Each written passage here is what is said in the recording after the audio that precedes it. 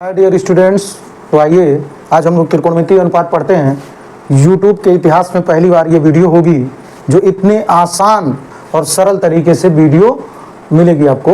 ये आसान, इतना आसान होगा कि इसके बाद त्रिकोणमिति की कोई और वीडियो देखने की जरूरत बिल्कुल नहीं पड़ेगी, ये गारंटी है।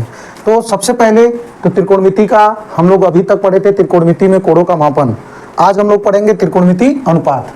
जो लोग त्रिकोणमिति में कोणों का मापन नहीं पढ़े हैं वो चैनल को सब्सक्राइब करके और वो पुरानी वीडियो देख लीजिए, क्योंकि शुरुआत आपका वहीं से है, त्रिकोणमिति में कोणों का मापन से। अब सेकंड जो हम लोग सीरीज शुरू करने जा रहे हैं त्रिकोणमिति अनुपात का, लेक्चर नंबर 1।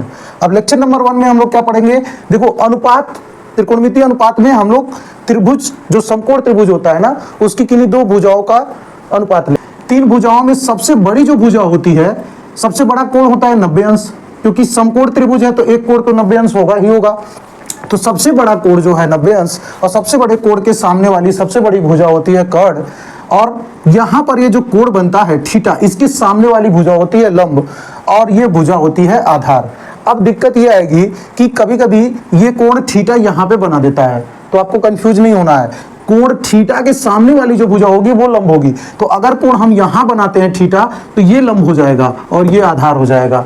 तो ये आप लोग कंफ्यूज मत होइएगा, क्योंकि थीटा के सामने लंब, 90 अंश के सामने कर्ण, और जो बची हुई भुजा है वो क्या हो जाएगी? आधार। अगर इंग्लिश में बात करें तो आधार को बेस, और इसको लंब को परपेंडिकुलर, एंड कर्ण को हम हाइपोटेनस बोलते हैं। ठीक है, तो लेट्स स्टार्ट। इसको हम लोग स्टार्ट करते हैं। ये तीन भुजाएं, लंब, आधार और कर्ण। अब ये समकोण त्रिभुज एबीसी में यदि कोण सी ए बी थीटा हो, यानी सी ए बी क्या हो? थीटा हो। अब ये अगर कोण थीटा हो तो तीन त्रिकोणमिति अनुपात, देखो तीन से संबंधित है त्रिकोणमिति। त्रिकोणमिति, त्रिकोणमिति, ठीक ना? तो इसमें भी तीन कोणों का या तीन भुजाओं का मापन ही क्या है? त्रिकोणमिति है। तो इसमें तीन अनुपात भी होते हैं। अब तीन भुजाएं हैं, तीन अनुपात कैसे बनेंगे? दो दो भुजाओं का अगर हम जोड़ा बनाएंगे तो तीन से ज्यादा अनुपात बन ही नहीं सकते। हाँ, मुख्य रूप से तीन अनुपात हैं। इसके तीन प्रतिलोम त्रिकोणमिति अनुपात, यानी इसके व्युत्क्रम वाले अनुपात बन जाते हैं। तो तीन और तीन कितने हो जाते हैं? 6। लेकिन मुख्य रूप से कितने हैं? तीन त्रिकोणमिति अनुपात हैं, और शेष तीन जो त्रिकोणमिति अनुपात हैं वो उनके क्या है? व्युत्क्रम है। ठीक है, तो सबसे पहला त्रिकोणमिति अनुपात हम लोग पढ़ने जा रहे हैं साइन थीटा। साइन थीटा को हिंदी में ज्या बोला जाता है। तो साइन थीटा बराबर होता है लंब बटे कर्ण। ये छोटा सा पहले फार्मूला हम लोग देख देते हैं कि हम लोग अनुपात भूल जाते हैं। तो सबसे पहले आता है साइन, फिर कास, फिर टेन। यसिटी, साइन कास टेन। तो साइन का मतलब लाल बटे कक्का, ये जो फार्मूला है ना, इससे हम साइन कास टेन का अनुपात पता कर सकते हैं। लंब बटे कर्ण, कास का आधार बटे कर्ण, टेन का लंब बटे आधार। तो लाल बटे कक्का याद रखिए। ये तीनों त्रिकोणमिति अनुपात आपको ऐसे ही याद हो जाएंगे। और ये साइन का है, ये दूसरा वाला कास का है, और तीसरा वाला टेन का है। तो चलिए हम लोग यहाँ देखते हैं। साइन थीटा बराबर लंब बटे आधार। तो लंब कौन है? बीसी बटे लंब बटे आधार नहीं, लंब बटे कर्ण। तो लंब बटे कर्ण, तो बीसी बटे आधार, कर्ण कितना है? एसी। तो लंब बटे कर्ण। फिर आता है कास थीटा। कास थीटा बराबर क्या होता है? आधार बटे कर्ण। आधार कितना है? ए बी है। कर्ण कितना है? ए सी है। कर्ण कितना है? ए सी। तो कास थीटा बराबर ए बी बटे ए सी, यानी आधार बटे कर्ण। टैन थीटा बराबर क्या हो जाएगा? देखो टैन थीटा सबसे लास्ट में, तो लंब बटे आधार, एल बटे ए है ना। तो लंब कितना है इसमें? बीसी बटे आधार कितना है? A B. तो बीसी बटे ए बी, यानी लंब बटे आधार। तो लाल बटे कक्का वाले फार्मूला से हम तीनों का अनुपात बता सकते हैं। साइन थीटा बराबर लंब बटा कर्ण, कास थीटा बराबर आधार बटा कर्ण, और टैन थीटा बराबर लंब बटा आधार। तीन याद? अगर ये तीन याद हो गए तो इसके तीन उल्टा वाले सूत्र अपने आप याद हो जाएंगे। जैसे कोसेक थीटा बराबर होता है 1 बटे साइन थीटा, यानी ये साइन थीटा का प्रतिलोम है, व्युत्क्रम है ये। तो कोसेक थीटा जब भी निकालना होगा तो जो साइन थीटा में हम लिखे हैं, हर को अंश में, अंश को हर से परिवर्तित कर देंगे। तो यहाँ पर कोसेक थीटा बराबर 1 बटे साइन थीटा, यानी ये साइन थीटा का प्रतिलोम है। तो साइन थीटा में लंब बटे कर्ण लिख रहे थे, तो इसमें कर्ण बटे लंब हो जाएगा, यानी एसी बटे बीसी हो जाएगा। इसमें बीसी बटे एसी था ना, इसका उल्टा एसी बटे बीसी, यानी कर्ण बटे लंब। तो ये हो जाएगा कोसेक थीटा। कोसेक थीटा किसका व्युत्क्रम है? साइन थीटा का। नेक्स्ट जो है सेक थीटा, सेक थीटा व्युत्क्रम होता है कॉस थीटा का। तो cos theta is equal to क्या हो जाएगा? कर्ण बटे आधार। कर्ण बटे आधार क्यों? क्योंकि सेक थीटा बराबर 1 बाई कॉस थीटा, तो कॉस थीटा का व्युत्क्रम है ये सेक थीटा, तो ये हो जाएगा कर्ण बटे आधार। क्यों? क्योंकि कॉस थीटा में अब आधार बटे कर्ण था, तो 1 बटे कॉस थीटा यानी इसके उल्टा में कर्ण बटा आधार हो जाएगा। फिर आता है सबसे लास्ट में tan थीटा का व्युत्क्रम cot थीटा, तो cot थीटा बराबर 1 बटे tan थीटा, क्या हो जाएगा? 1 बटे tan थीटा, यानी tan थीटा का उल्टा कर दें हम तो लंब बटे आधार होता था, तो यहाँ आधार बटे लंब हो जाएगा। तो अगर ये तीनों कुल मिला जुला करके अगर ये तीनों याद है और ये तीनों हम इससे निकाल ही लेंगे, तो ये लाल बटे का फार्मूले से हम 6 त्रिकोणमितीय अनुपातों को बता सकते हैं कि कौन सा त्रिकोणमितीय अनुपात किन किन भुजाओं में संबंध बताता है या अनुपात बताता है। लाल बटे कक्का याद रखेंगे। अब इसमें एक चीज और हम लोगों को जानना होता है त्रिकोणमिति में कि समकोण त्रिभुज के लिए पाइथागोरस प्रमेय भी लागू होता है। पाइथागोरस प्रमेय ये कहता है कि सबसे बड़ी वाली भुजा का वर्ग यानी कर्ण का वर्ग शेष दो भुजाओं के वर्गों के योग के बराबर होता है, यानी कर्ण का वर्ग आधार के वर्ग और लंब के वर्ग के योग के बराबर होगा। तो हम यहाँ पाइथागोरस प्रमेय भी लिखे हुए हैं, तो जिनको भी नोट्स बनाना है वो स्क्रीनशॉट ले लेंगे और जितना बोर्ड पे लिखा है केवल उतना ही पर्याप्त है, आप स्क्रीनशॉट लेकर के उसको नोट्स में लिख लीजिएगा। तो पाइथागोरस प्रमेय क्या होता है? कर्ण का वर्ग बराबर लंब का वर्ग धन आधार का वर्ग, यानी AC स्क्वायर, ये कर्ण है AC का square is equal to BC का स्क्वायर यानी लंब का स्क्वायर प्लस AB का स्क्वायर यानी आधार का वर्ग। ठीक है, तो ये तो हो गया हम लोगों का, दो बातें हम लोगों ने पढ़ा। त्रिकोणमितीय अनुपात कितने होते हैं? मुख्य रूप से 3 और 3 उसके व्युत्क्रम। तो तीनों का अनुपात लाल बटे कक्का से निकाल सकते हैं। साइन बराबर लंब बटे कर्ण, कास बराबर आधार बटे कर्ण, tan बराबर लंब बटे आधार। और ठीक इसका उल्टा कर देंगे, साइन कास tan, तो कोसेक सेक और काट का अनुपात मिल जाएगा। अब बात करते हैं साइन थीटा में अगर हम कॉस थीटा का भाग दे दें तो क्या आता है, तो थोड़ा सा भाग देके देखते हैं। देखो लंब बटे कर्ण है साइन थीटा का मान, आधार बटे कर्ण है कास थीटा का मान, तो हम यहाँ साइन थीटा का मान रख दिए लंब बटा कर्ण और कास थीटा का मान रख दिए आधार बटा कर्ण। अब देखो कर्ण से कर्ण दोनों में भाग है तो कट जाएगा, ये कर्ण से कर्ण हम क्या कर देंगे? काट देंगे, तो ऊपर बचेगा लंब बटे आधार। और लंब बटे आधार किसका सूत्र होता है? tan थीटा का। किसका? tan थीटा का। तो यानी साइन थीटा बटे कास थीटा जब भी होगा तो वो बन जाएगा क्या? tan theta. तो हम ये लिख सकते हैं कि tan थीटा बराबर साइन थीटा बटे कॉस थीटा। लिख सकते हैं कि नहीं लिख सकते हैं? बिल्कुल लिख सकते हैं। tan थीटा बराबर साइन थीटा बटे कॉस थीटा। अब tan का उल्टा कौन होता है? cot theta. tan का उल्टा अभी लिखे थे ना यहाँ पे, cot थीटा बराबर 1 बाई tan थीटा, तो tan का उल्टा होता है cot थीटा। तो अगर tan थीटा बराबर साइन थीटा बटे cos थीटा, तो cot थीटा बराबर क्या हो जाएगा? cos थीटा बटे साइन थीटा। तो सूत्र याद करने की जरूरत बिल्कुल नहीं है, बस समझ लीजिए सब याद हो जाएगा। लाल बटे कक्का से आप निकाल सकते हैं ये 6 त्रिकोणमितीय अनुपात। बाकी के जो दो tan थीटा बराबर साइन थीटा बटे cos थीटा बराबर cos थीटा बटे साइन थीटा से हम बता सकते हैं। अब आते हैं हम लोग त्रिकोणमिति में अनुपात हमको ज्ञात होना चाहिए। फिर अनुपात के बाद जितने भी तीनों त्रिकोणमितीय अनुपात हैं उनके हमको मान पते होने चाहिए। कहाँ से? 0 से लेके 90 डिग्री तक मान क्या होने चाहिए? पता होना चाहिए। तो इसको तो हमको याद करना पड़ता है, लेकिन चलिए हम आपको एक ऐसी टेक्निक बताते हैं जिससे आपको ये याद करना नहीं पड़ेगा। आप थोड़ा सा याद करेंगे, बाकी का पूरा अपने आप निकल जाएगा। और अगर कभी भूल भी गए तो इसको आराम से आप खुद से निकाल सकते हैं। तो कैसे हम इसको? देखो साइन थीटा का आप याद करो, साइन थीटा का एक रिदम बना लो। साइन थीटा का 0, 30, 45, 15, 45, 60 और 90 अंश। हर 0 अंश का अनिवार्य है, 30 अंश का है, 45 का है, 60 का है और 90 का है। 45 का इसलिए है क्योंकि 0 और 90 के बीच का है 45। फिर 0 और 45 के बीच में एक 30 अंश का भी अनिवार्य है और 60 अंश का भी अनिवार्य है। तो इन मुख्य रूप से जो है 5 मान आपको याद रखने हैं, 0 अंश का, 30 अंश का, 45 अंश का, 60 अंश का और 90 अंश का। तो सबसे यहाँ पे पहले हम साइन का ही देख लेते हैं। तो साइन चूंकि शुरुआत हो रहा है तो साइन 0 डिग्री का मान 0 और साइन 90 का मान 1। तो ये हमेशा याद रखिएगा। इसमें हम एक बात और इंक्लूड करते हैं, एक बात और बताते हैं जो कि टेक्निकली है, आपको जानना चाहिए। साइन का मान 0 से स्टार्ट होता है और कहाँ तक जाता है? 1 तक। कहाँ तक? 1 तक। लेकिन हम ये नहीं कर रहे हैं कि केवल 0 से स्टार्ट होता है, -1 से भी स्टार्ट होता है, आगे पढ़ाएंगे। लेकिन यहाँ पे अगर हम 0 से 90 डिग्री तक देख रहे हैं तो ये बढ़ता ही जाएगा। देखिए सबसे पहले जीरो है, साइन जीरो का मान जीरो, फिर 1/2, फिर 1 करड़ी में 2, फिर करड़ी में 3/2, फिर 1। तो इसमें कितनी बार 2 आया है? 3 बार, 2 2 2। एक बार सादा, एक बार करड़ी में, फिर एक बार सादा। तो कैसे याद करेंगे? जीरो, 1/2, 1 करड़ी में 2, 1 करड़ी में 3/2 और 1। तो अगर हमको एक लाइन ये याद हो गया तो कास थीटा के केस में हम इसको उल्टा बोल देंगे। जीरो, 1/2, 1 करड़ी में 2, करड़ी में 3/2 और 1। देखिए जो ये ऐसे गए हैं ना, हम उधर से आएंगे तो सब मान cos थीटा का है, तो ठीक उल्टा होता है। इसका 0 का 0 होता है, 90 का 1। इसका cos थीटा में cos 0 का 1 होता है और cos 90 का 0 होता है। तो हाँ, बीच में एक ऐसा मान है जो दोनों का बराबर होता है। 1 करड़ी में 2 साइन थीटा के 45 अंश का, साइन 45 अंश का भी मान 1 करड़ी में 2, cos 45 अंश का भी मान 1 करड़ी में 2। अब आते हैं टेन थीटा। भाई टेन तो साइन और कास के अनुपात से ही बनता है, तो हम चलिए अनुपात से ही निकाल लेते हैं। अगर हमको साइन 0 का मान पता है 0 और कास 0 का मान 1, तो 0/1 करेंगे तो 0 में किसी संख्या का भाग नहीं जाएगा, तो 0 हो जाएगा। अगर हम इसमें 1/2 में करड़ी में 3/2 का भाग दें तो 2 से 2 कैंसिल आउट हो जाएगा, कट जाएगा, तो 1 करड़ी में 3 बचेगा कि नहीं बचेगा? तो 33 अंश का मान आपको 1 करड़ी में 3 मिल जाएगा।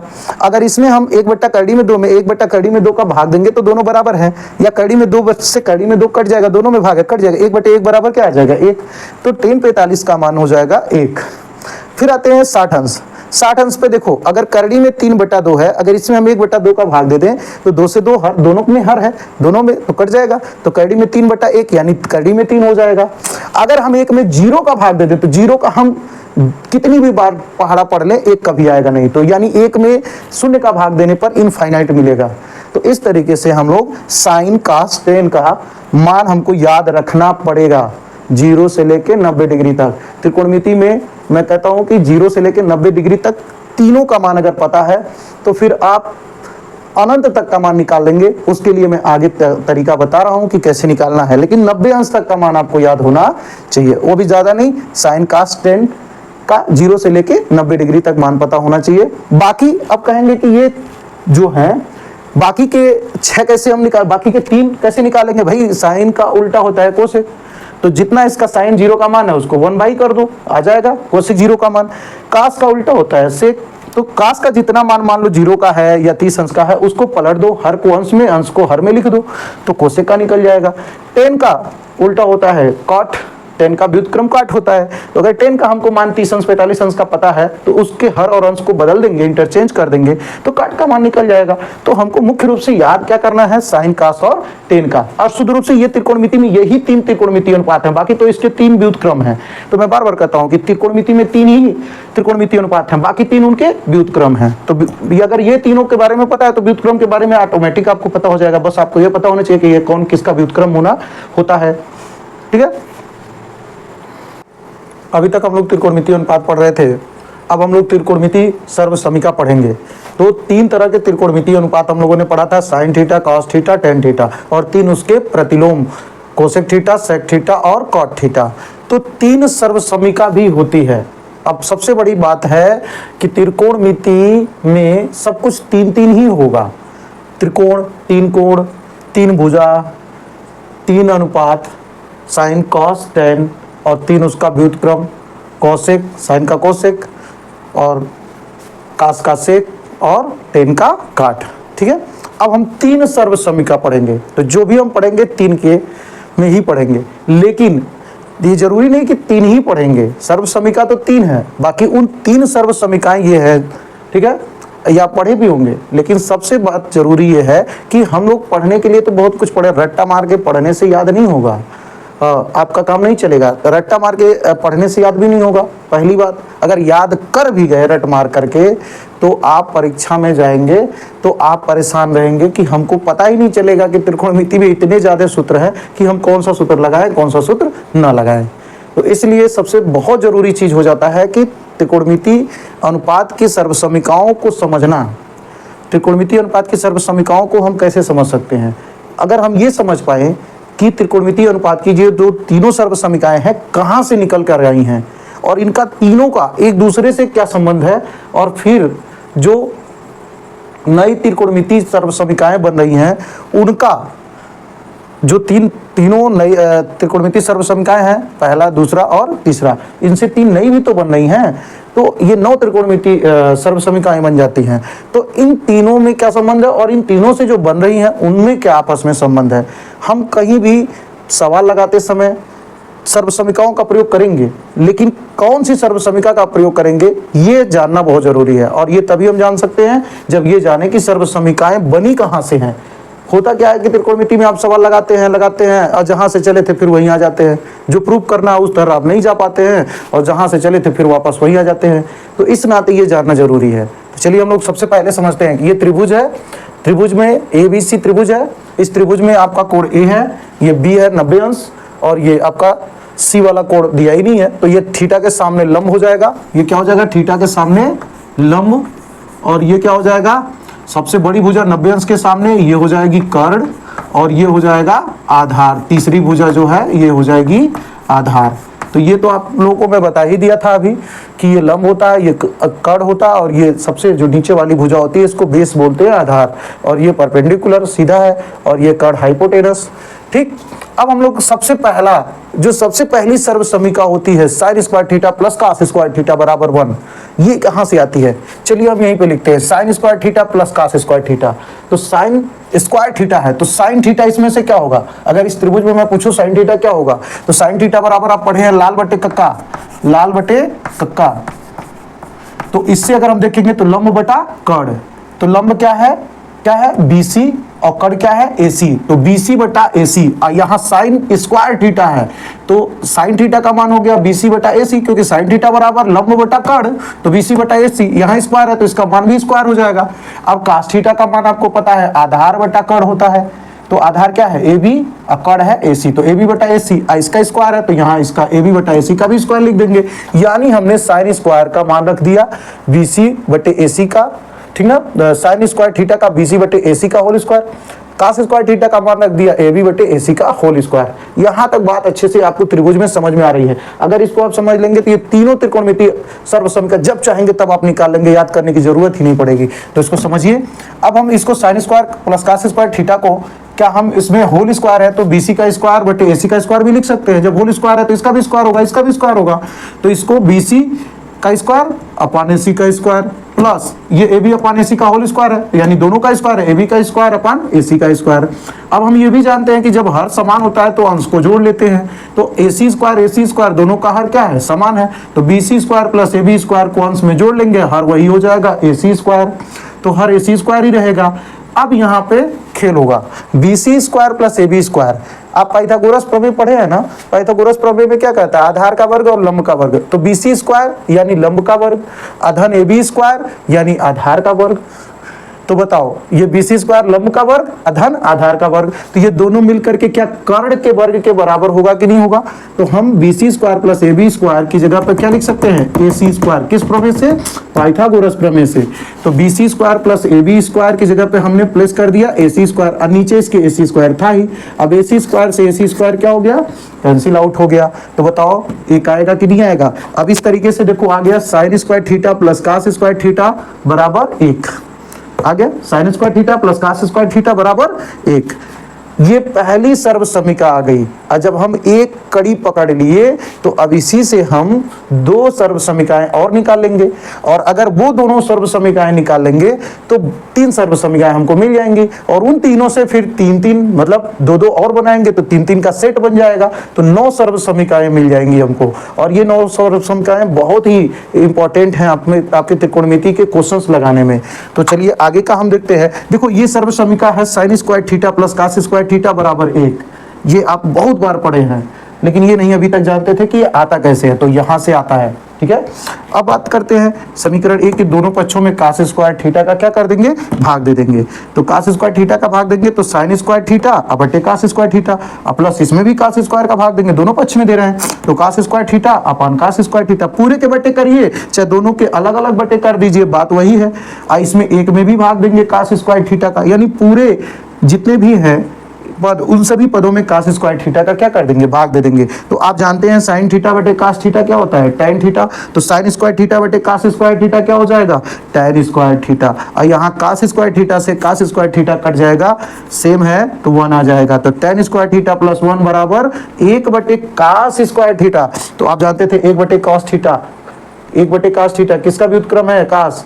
से कास का व्युत्क्रम सेक होता है, तो सेक का व्युत्क्रम है 1 बटे, तो सेक बराबर हो जाएगा 1 बटे कास। तो 1 बटे कास स्क्वायर थीटा की जगह हम क्या लिख सकते हैं, सेक स्क्वायर थीटा।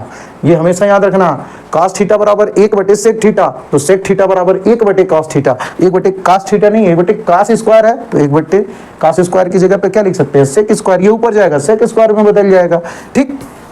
तो दूसरी सर्व समीका मिल गई हमको, tan स्क्वायर थीटा प्लस 1 बराबर सेक स्क्वायर थीटा। अब ये तो देखो, अगर हम समीकरण 1 मेन है, ये 1 इसी 1 से 3 हुए हैं और फिर 3 से 9 होंगे, ठीक। तो इस ये मेन सबका जड़ ये है, ये सबका जड़ है। तो sine square theta plus cos square theta बराबर 1, ये सबका जड़ है। अगर हम इस समीकरण में दोनों पक्षों में कास स्क्वायर का भाग दिए तो एक सर्व समीका मिली। अगर कास स्क्वायर की जगह साइन स्क्वायर का भाग दे दे, साइन स्क्वायर थीटा का भाग दे दे, तो क्या होगा, देखो पहले होता है sine square theta plus cos square theta बराबर 1 है। हम अब पहले कास स्क्वायर का भाग दिए, अब किसका भाग देने जा रहे हैं, साइन स्क्वायर थीटा का।